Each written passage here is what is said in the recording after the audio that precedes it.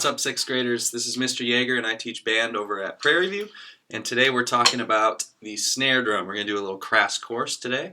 So what you need are your sticks and your practice pad.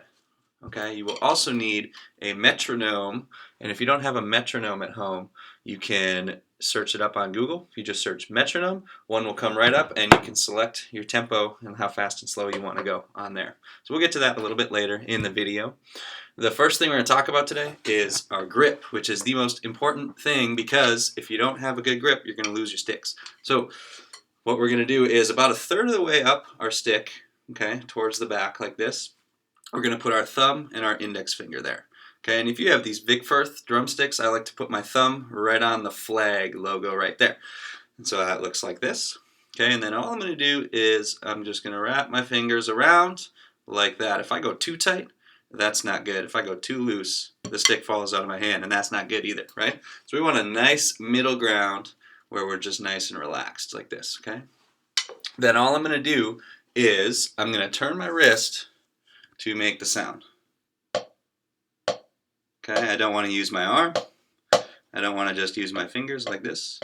Okay, my wrist is my most effective way to turn and make a sound with the stick, okay?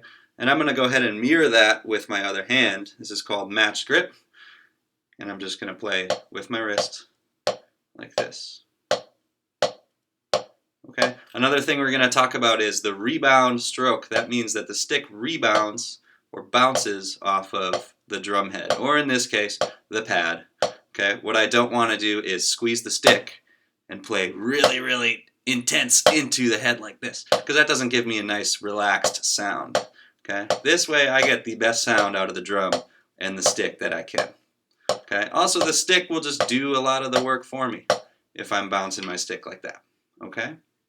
So the first exercise that we're going to learn is called 8 on a hand. So I'm going to grab my metronome, and you can do this if you're following along at home. If you have a metronome app on your phone, or you have an actual metronome that will keep the beat for you, or like I said, you can Google it. So I'm just going to press play on my phone, and it keeps that steady beat for me.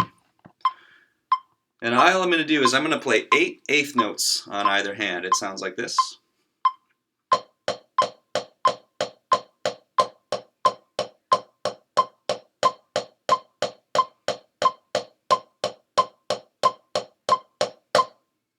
Okay, and you can practice that over and over and over again. You can even go a little faster if you feel like you can turn your wrist faster.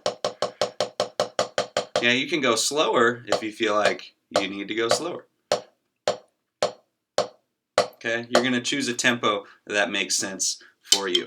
Okay, in following videos, we're going to get into buzz rolls and we're going to get into some music reading as well. So, have at it.